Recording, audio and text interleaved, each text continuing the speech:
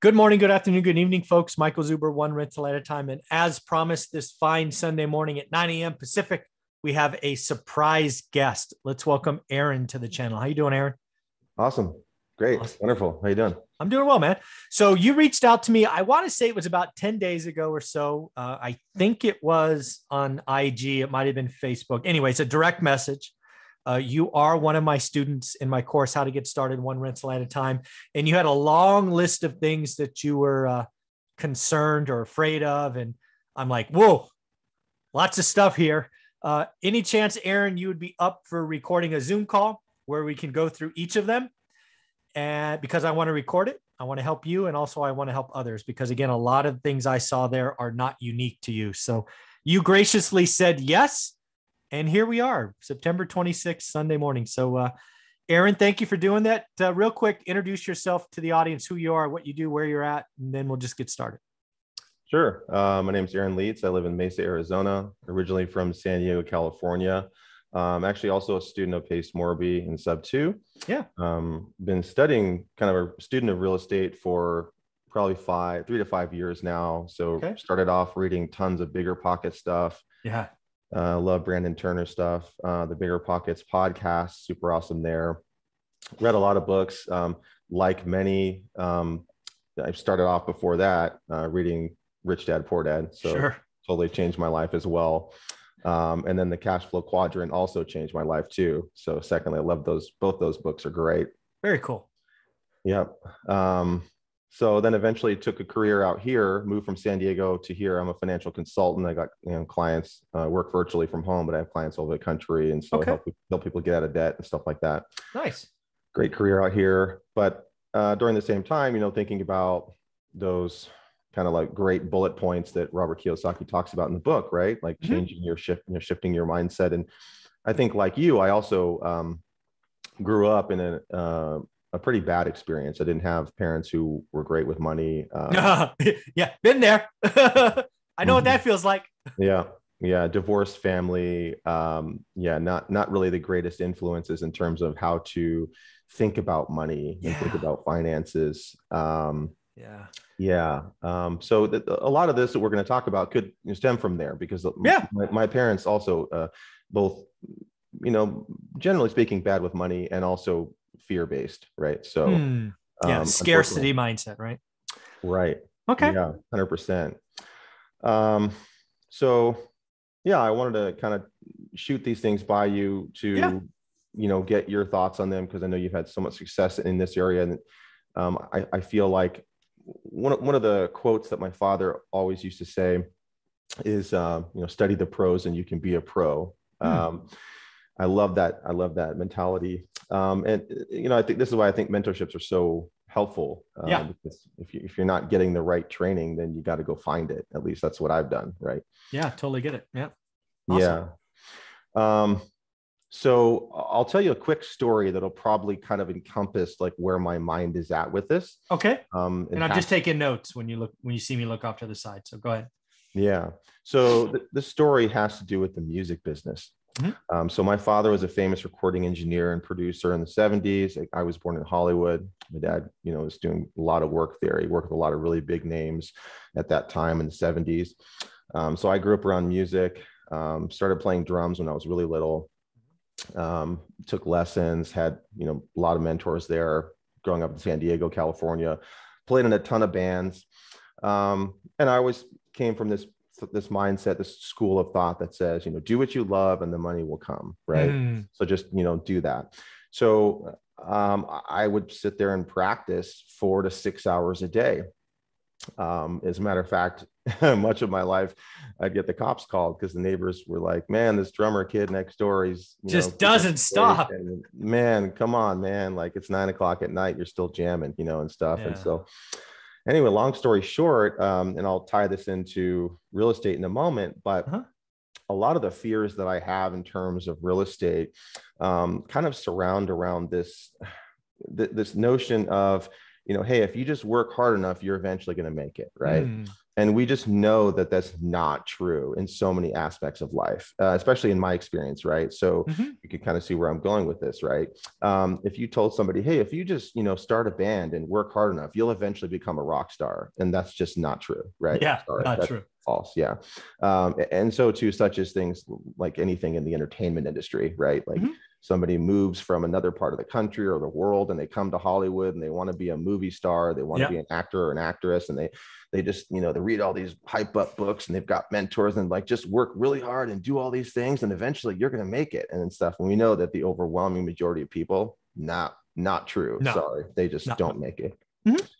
So my journey in real estate started with a lot of this, stuff about education. And then eventually, as a lot of people do, they start in wholesaling, right?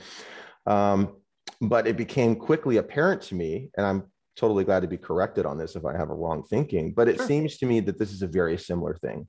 In wholesaling, you have a very low barrier to entry, right? So anybody can wholesale. You just pull a list and start cold calling people. As that process progressed of learning about wholesaling and stuff like that, what I realized was, gosh, like everybody's doing this. And it seems to be that like every market is like super saturated and a lot of people are making a lot of money on mentorships, but I'm not seeing a lot of people having tons of success in the wholesaling space. And so I thought to myself, I don't know if I want to do this, right? Like we talk about, there's a term we call the wholesale hamster wheel, right? Oh, yeah. So and I'll be honest, I'm deathly afraid of that, right? I'm deathly afraid of quitting my corporate job to spend a ton of money month after month, hoping that I can, throw some deals in there and then, not have to put a bunch of money back into the wholesale hamster wheel.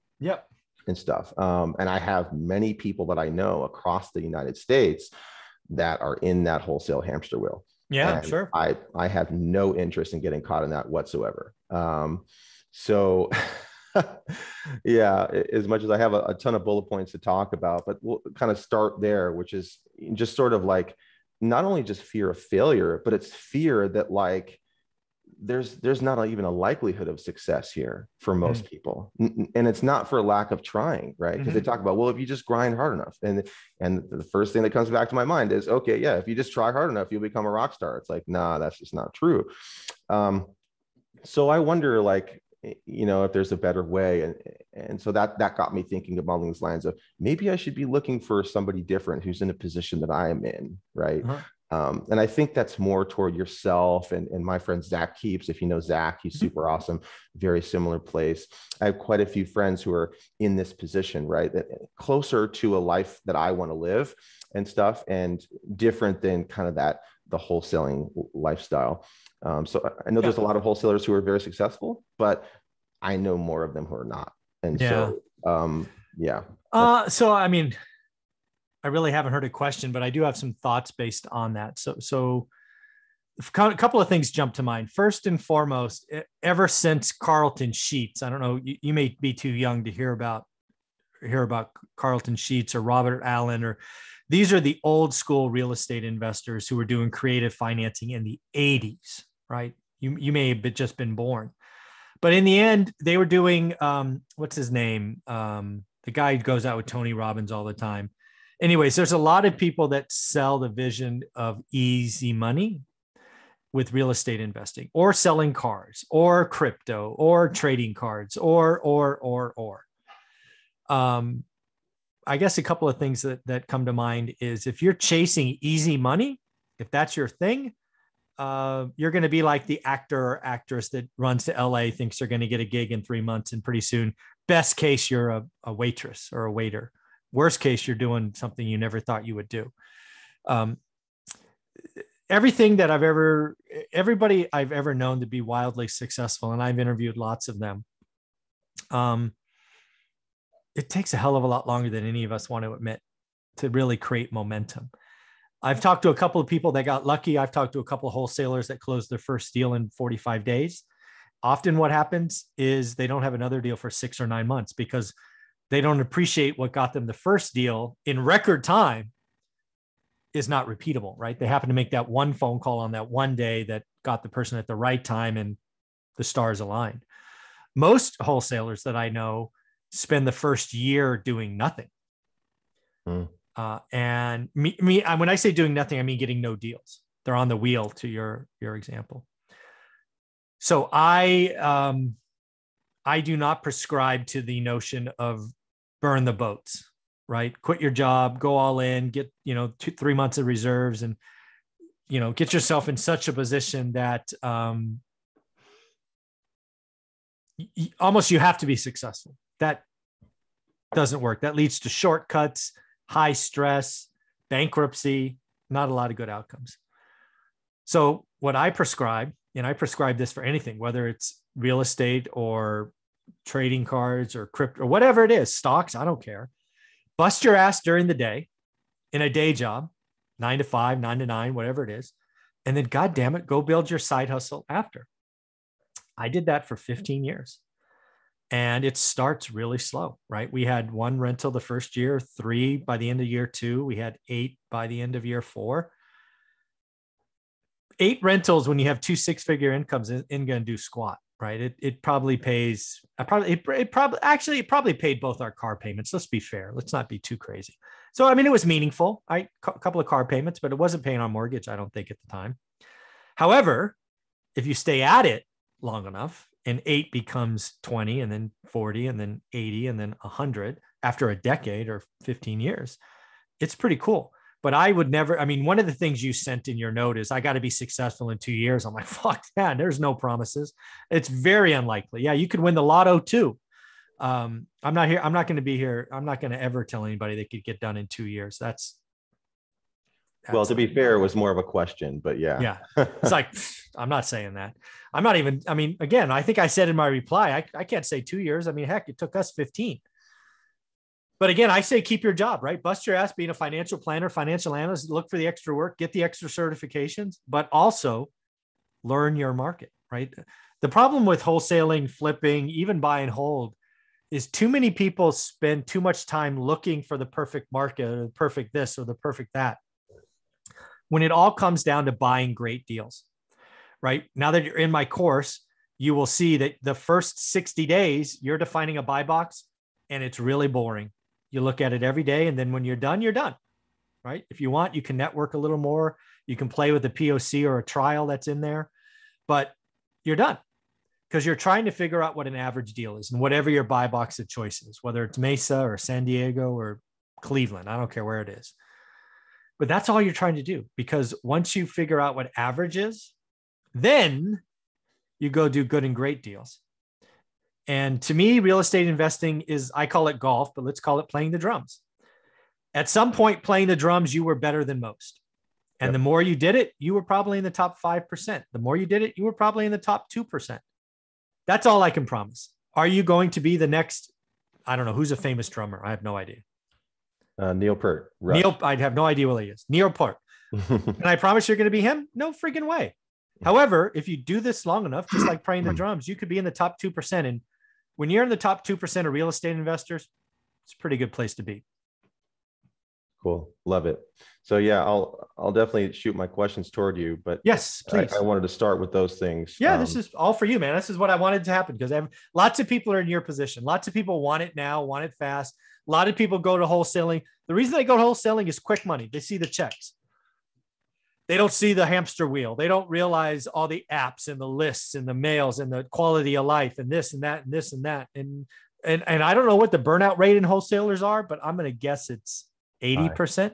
Yep. And that's a lot of lost money. Yeah. I've actually had many conversations with folks that are not only in mentorships that I'm in, but in other ones as well. And like, there's managers that I've spoken to who manage a lot of those mentorships, and they say, yeah, it's maybe 10% of the people say they have success, 90% don't. Now, the unfortunate part about it is, a lot of those people, I feel as though they're trained because they're selling the mentorship. So they have a vested interest in saying, oh, it's just because those people didn't take action. I'm like, no, that's not true. I'm sorry. But like, no, it's just, yeah. When you have this small of, what do we say? Like in wholesaling, cash offer deals in the whole of real estate is like less than 5% of deals that are done, right? Or wholesale deals, I guess that's the number, I suppose. So It's like, we're all of these people, shooting these fish, but there's not very many fish to shoot, right? And we're all the people that were killing it wholesaling, we know them all. They got in 7-8 years ago because what happened is they were fishing in a lake. The lake was stocked with fish because we were just coming off the Great Recession. Lots of people had real estate with back taxes. And there was a horrible environment. And there was 3 fishermen, and then there were 6, and then there were 9, and then there were 15. Now there's 500. And not only are there more fishermen, but there's a hell of a lot less fish because the other fish have been taken out. They were not allowed to spawn and have these other things.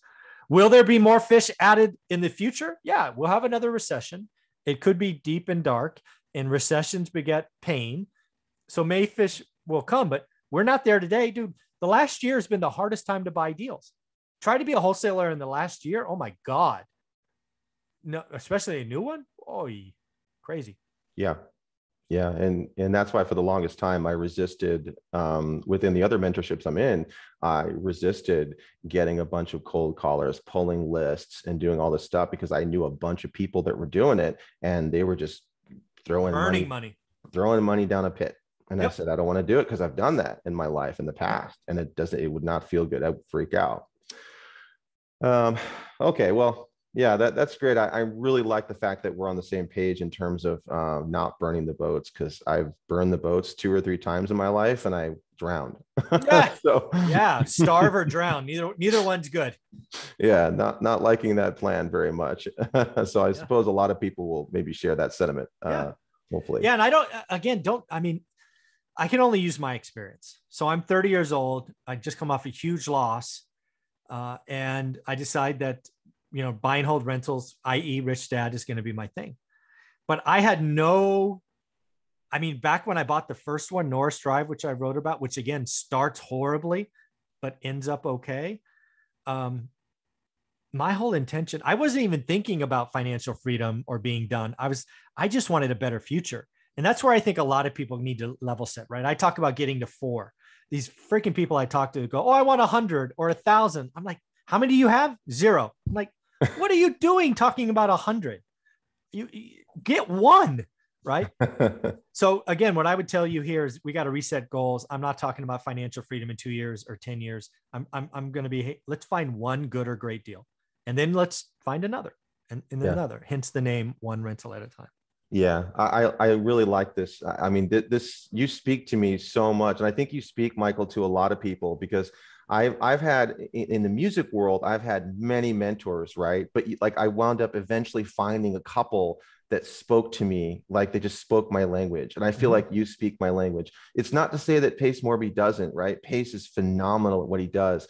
I love Pace so much. But like when I talk to you and I hear you speak, I hear myself. I'm like, this resonates with me. Like, this is really, I think this is more of a reliable option.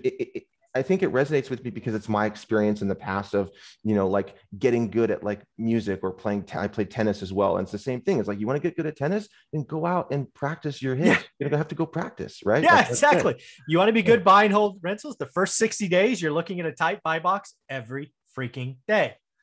Yeah. For me, it was a golf swing, but yeah, it's drums or tennis or the same thing. Yeah, love it.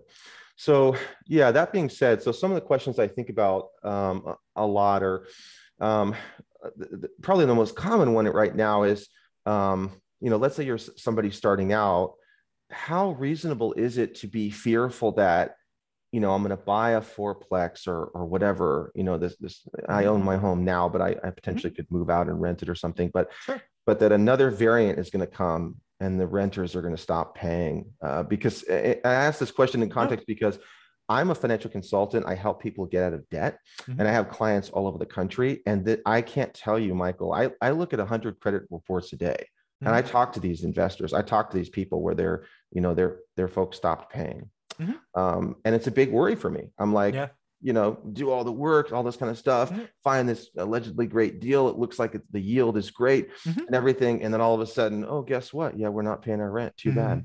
Right. Yeah. Again, I only can give you my experience. This is hopefully a once in a lifetime event for all of us.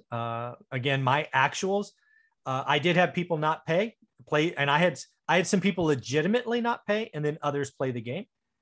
My rent collections were down about 1 or 2% across my portfolio. Thankfully now, after 9 or 10 months, we actually have the government kicking in and making us whole on a couple of those units. But yeah, we lost probably 50 grand over the last 18 months or so with money we'll never see, right? The tenants ghosted us or broke stuff or whatever they did. But that is certainly part of this.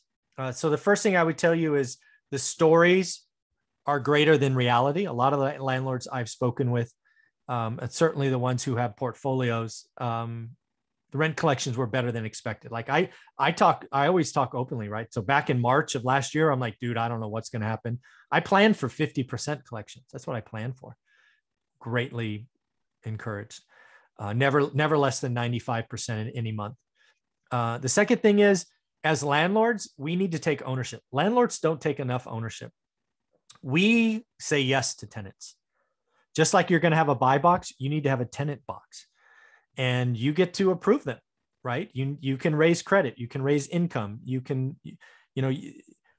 don't say yes to the first person that brings an app. You say yes to the first person that matches your criteria. Landlords who got burned, most of them, their tenant selection wasn't great. If you look down the stack A, B, C, I've talked about it on my channel many times. Rent collection in A actually went up, not down. Rent collection in B was about even, and rent collection in C class properties, who were most impacted by the service shutdown, were rough. They were down about 8 or 9% across the country. But again, it's tenant selection. Most landlords, and again, I have great tenant selection. I was very encouraged, but still I had 2 people hear the cancel rent movement and they thought it applied to them. One of them ghosted me after being down about 28 grand, and the other one I evicted for other reasons and hit him with a big ass massive judgment that will follow him for a decade. It could happen. I'm not here to say it won't happen, but I'm here to tell you that landlords need to step up and own their part of this more, in my opinion. So would that be also saying, like, buttressing on that, would that be to say that some of your, is this like prevention is better than cure? Like eventually out of the gate, you don't only have a buy box, but you have a tenant box, in the sense that you're doing like some pretty, heavy screening, like tenant screening that helps with that. Yeah, you get to set up the tenant criteria, whether it's you specifically or you with your property manager. Yeah, if you're really concerned about that, then you should. If you're really concerned about the service industry, which was the one that was hardest hit by this, you probably don't want to buy C-class properties, because C-class properties are going to often be the people that work at McDonald's or the local retailer. They're hourly and they're living paycheck to paycheck. You probably don't want to buy those, right? If you're going to buy a C-class property and hope to rent to A-class tenants who have white-collar jobs, you got a mismatch. So if you really have that concern, you as the landlord, great, you get to select the area and property type you buy, and B, you get to select the tenants. You own a lot of that, and still you can be surprised. But you take care of A and B, you're going to be protected most of the time. Okay. And I know you talk a lot about, yield and in terms of looking for your market, knowing your market and so forth. For me, I'm sort of at this unique position where there's a chance. I live in Mesa, Arizona now, but there's a possibility that I could be moving to Dallas, Texas for my my company's expanding there. So when you're thinking about that, let's say hypothetically that Michael Zuber today was looking to go into a new market, like another market, right? What are the general characteristics, the big pillars that you're going to be looking for? And like how, like if you're, let's say you're beginning like me, like where do you go online to find these statistics, these numbers? Because I'm a numbers guy, right? So, but I don't know where to find a lot of this data. And even if I do find some websites, how do I know to trust this data? I don't know if I'm looking at you're overthinking it. Your job is to pick up some drumsticks and learn the skill of playing the drums. So go pick Mesa, pick a zip code, pick a property type in Mesa so you can drive it, look it, feel it, take pictures, get comfortable, and go play the drums for 60 days. Stop thinking about finding the perfect market in this, that, the other thing. You need to figure out the skill of learning a market. I suggest most people do that in their backyard. I'm not saying buy in Mesa. I'm saying learn the skill of real estate investing in your backyard. That may feel like a waste, but trust me, it won't, because it'll take you 3-4 months, whatever it is. At the end of it, you'll go, I get it. I'm now in the top 5% of real estate investors. I could do this again in Dallas or a suburb of Dallas or Plano or whatever it is. And next time it won't take 4 months. It'll take 2 months. Learn the skill. Stop driving yourself crazy with what ifs and how comes and all of that. Step back, get a buy box, pick up the damn drums and play the drums. So you're saying I got to watch your videos. Yeah. Do the freaking work and stop. Do the work. Yeah. Yeah. Okay. Yeah, I love it. I definitely, I say guilty as charged of overthinking it. And I think that, you know, there's a lot of people that are like me. That yeah. This is not the first time I've heard this. It won't be the last either. Yeah.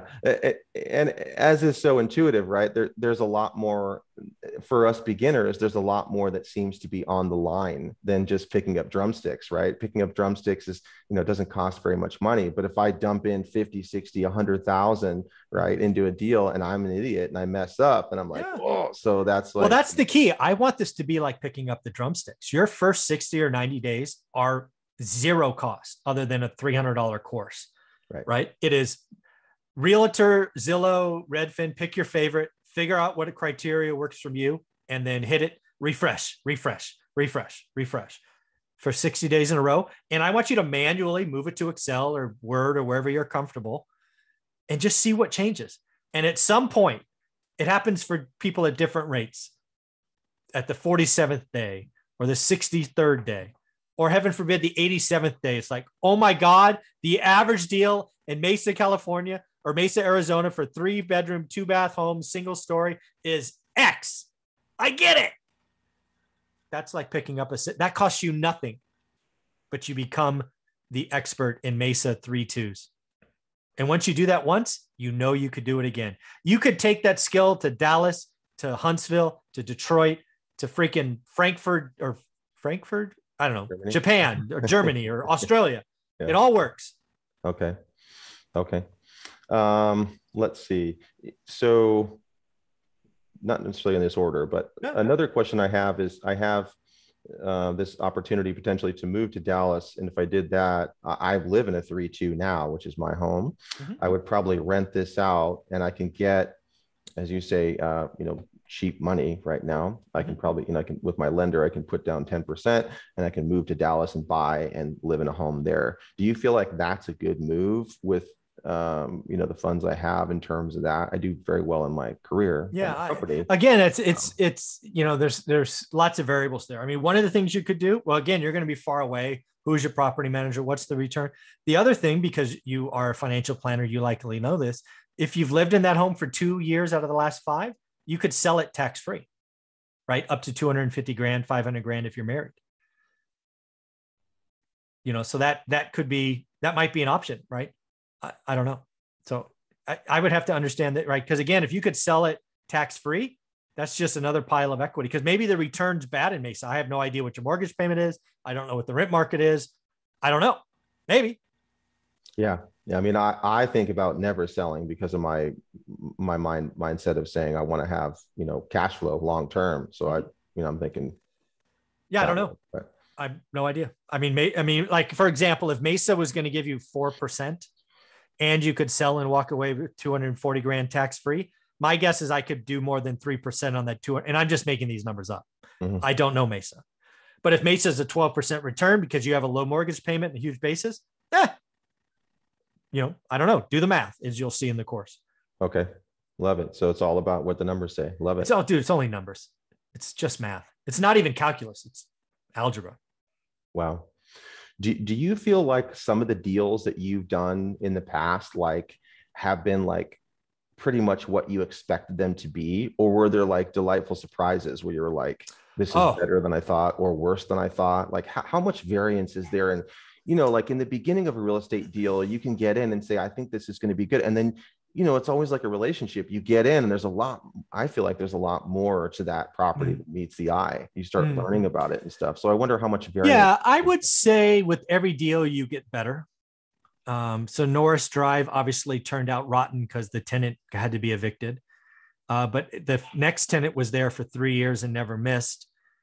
I would say I was too cheap in the beginning. I did Band-Aids, right? When something broke, I did a Band-Aid, and Band-Aids don't work in rentals, right? They get beat up really fast.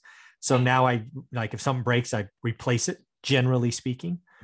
So that's something I learned. It's big. It's a bigger capital hit now, but it comes off the taxes, but I save money long-term. So I generally replace, don't Band-Aid now. That was a lesson learned. I would say by the fourth rental, I'd gotten much better at really gauging things. I would say by the fourth rental, I was within 5% most months, because it's really is just math. And then you have a little bucket for reserves and surprises. When I look back over a year, because month to month is really hard. When I look back over a year, which I have done, I would say most of them were within 5%, minus my first move to apartments. So I had houses, and then I started switching to apartments. I screwed that up so bad. I didn't realize expenses were higher. I didn't realize turnover was higher, because I used my single family mindset, which was really well learned, and moved into apartments. Woo! That first year was rough.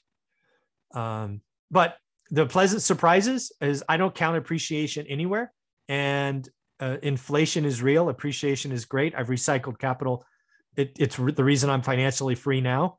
I did cash out refis to go from 3 to 8. I did 1031 exchanges to go from 8 to 80. I used the Burr method to go from 80 to 120 or 130. And it's all about moving money around, which you'll be able to, once you have the skill of real estate investing as a financial planner, you'll be able to recycle capital with the best of them. But you can't get there until you have a couple of years just doing a deal or two. Do you use like homeowners insurance at all to repair things like roofs or any major stuff? Well, homeowners insurance, I think you're talking about warranties. So I have homeowners insurance. I actually have renters insurance, let's be very clear, which cover things like fire and flood, which I've had. I've had 3 fires and 1 flood in 20 years. Renters and landlord, I think it's called landlord policy, actually. Sorry, landlord policy. Very helpful. I got replacement costs, so I paid more, but they were well worth it. I got rent guarantees during the repairs. I have umbrella policies on top of all of that. So I pay a lot of insurance, and happy to, because when you need it, you need it. I've never filed a claim for a roof. I don't do warranties. I did them I did home warranties, right? The first 5 houses, maybe 6 houses. And then I had a claim and they denied it. And then I had another claim and they denied it. I'm like, screw you. You're in the business of collecting money and not paying. So I never did a warranty since. Yeah, the reason I ask is because I have, in the house I live in now, I do have homeowners insurance. I believe it's not, I don't know if it's renter's insurance. I think just homeowners insurance. Yeah, if it's an owner occupied, it's called homeowners insurance, correct? Yeah. Well, out here in Arizona, we have the monsoon weather, right? Which is just crazy winds and stuff. And we have these, asphalt shingle roofs. And one of the things I'm thinking about with my place, if I move out, I'm like, well, this roof needs to be replaced. And if I can get insurance to cover it because there was damage from the monsoons, right? Then so that would be a conversation with you and your insurance broker. One thing you'll learn about insurance is they'll insure anything, but it has a cost. In California, the big one's earthquakes, and thankfully Fresno is rather stable, so I don't have earthquake insurance, knock on wood. But yeah, you got to know your market, right? That's part of learning your market. Right. So do the work, right? Do the work. Yeah. So I guess one sort of last question that's on my mind here is, what are some of the major pillars that you feel like are the most important for beginners, other than doing the work? But if you could rewind the tape and talk to yourself, like 15 years ago, what would you tell yourself? That like, hey, Mike, like I'm speaking to you from the future. Don't do this, but do this instead. Yeah. So I'll give my credit first, and it's in the course. It's step 1 and step 2. It's buy box, get really disciplined. Back in my career, people called me a jackhammer because once I focused on something, I could do it. And I'm excited to do it every single time, just like a jackhammer. That's my superpower without question. Some people get bored. I do not. I'm excited every day. So that was dead on. What I missed is I thought the answer lived in Excel. I thought if I built the most fancy, and again, right, I got an accounting degree and MBA, I can put the worksheets together, right? But it doesn't live in Excel. The math, as you will see in my course, is ridiculously simple. it's arithmetic, it's division, right? It's multiplication and division. Network, man, network. Once you define, like if you get in the course and the answer is Mesa, well, I'm going to challenge you to meet a new person in Mesa every day. Could be an investor, could be an agent, could be a contractor. The thing that I got wrong the first 4 or 5 years is I used one agent, one team. And, now I try to meet several new ones a week. You just never know where your deals will come from. And that's how I was able to do deals in 2020, was off market for my network, not mailers, not this, not that, just people knowing what Mike Zuber buys. So tell everybody. So what I would do differently is network like a monster. I would have weekly. I would probably have a goal of to meet 10 people a week. And now meet could just be email and phone calls. And yeah, I was going to say something else, but yeah, I would meet 10 people a week. What else was I going to say? No, I think that's it. Yeah. I really love that idea of looking back, if you have success in a certain area in your life, saying, hey, if you rewound the tape. Yeah. And I remember what I was going to say. Sorry. I was like, I know there's something else. I would want to meet 10 people a week, and I would tell every 10 person, everyone, my name is Mike Zuber. I buy 93703, the Mayfair district, 3 or 4 bedroom, 2 bath homes, single story attached garage. That was my buy box. Everybody would hear that. It would be like my business card. It would be at the bottom of my emails. Everybody would hear it. That way, anybody saw a 3 or 4 bedroom in the Mayfair, they would call Mike Zuber, or at least they would think about calling Mike Zuber. So that's what I would do different. I didn't do that until the crash. And if I had done that early, I think we would be even bigger today, because more people would have known what we were looking for. And so was it the case then that you're limiting yourself only to one zip code? Yeah, for the first 3 years. Again, in the course. Yes. Okay. Yeah, yes. I haven't been through all the videos yet, but yeah, that's somewhat of an aha or a question moment for me, because for the longest time it's like, no, it doesn't matter the zip code. Just find. No, it eventually won't. But you can, like, I don't know Mesa. I can only speak to Fresno's about 1 million people. As someone who never lived in Fresno, I could not learn Fresno by saying I'm going to look at Fresno, because the Mayfair district is different than the Tower. The Tower is different than Fig Garden. The Fig Garden is different than Lowell. It's all different. And as someone who's never been there, how the hell am I supposed to know that Lowell is this and that? And stop it. You're going to drive yourself crazy and get nowhere. You'll actually get negative leverage, because what you'll end up doing in my example is you will take Tower rent and put it on low pricing, and you will be greatly burdened, because a 3-2 in the Tower might be 1,800, but in the Lowell it's 1,000. And if you do those numbers wrong, even though it's all Fresno, you're going to go broke. So there's a lot more to learn than meets the eye, essentially. Do the work. Yeah. Love it.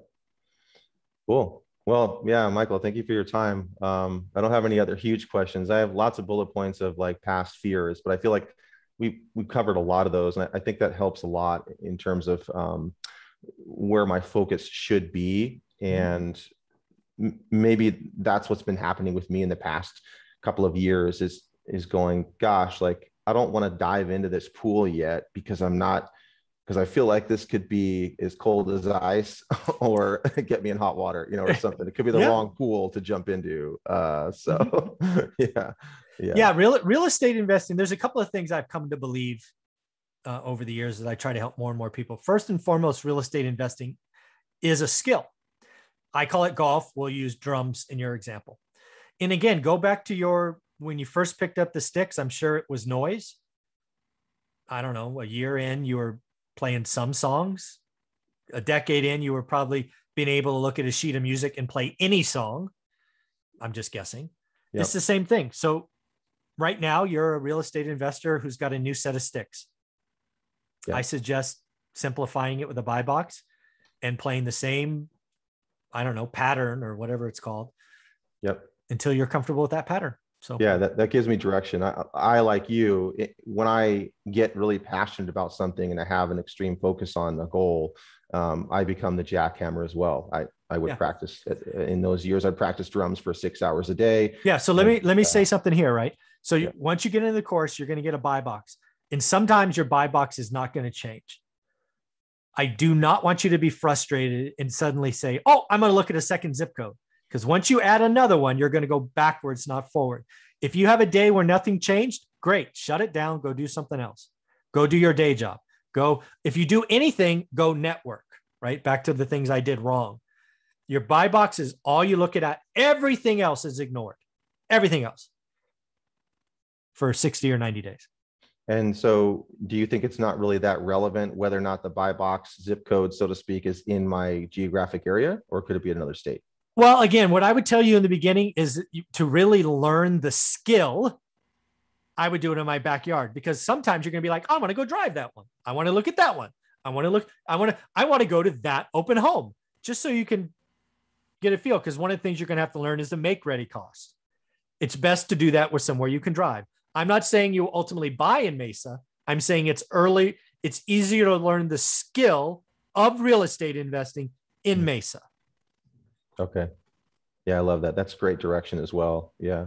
I think maybe that's kind of how I felt for the longest time. And maybe a lot of other folks feel this way, is you kind of feel like you're floating in the ocean for a while and you don't know which boat to grab onto, or, you know, as we say, which pool to jump into, right? It's like, or I oftentimes I love the analogy of Mount Everest. Yeah. We're standing in the parking lot and we're like, how do we get to the top of Mount Everest? There's so many different, you know, we could go the south entrance, the north entrance, the east. Which way do I go here? And for the longest time, I'm just frustrated and confused and anxiety and worry and like. Well, I suggest you stay in the parking lot and practice hiking first, so you don't kill yourself on either one. So do the work. Fair enough. Yeah, I love that. I love it. I feel like I have a little bit more clarity now. So yeah, I'm so thankful and grateful for you, brother. All right, man. Enjoy your Sunday. I'm thankful. This will probably load at 6 o'clock tonight, so it'll be out there if you want to rewatch it. Yeah. And I'm going to go work out. So enjoy. Me too. Have a great day. Take care. Bye.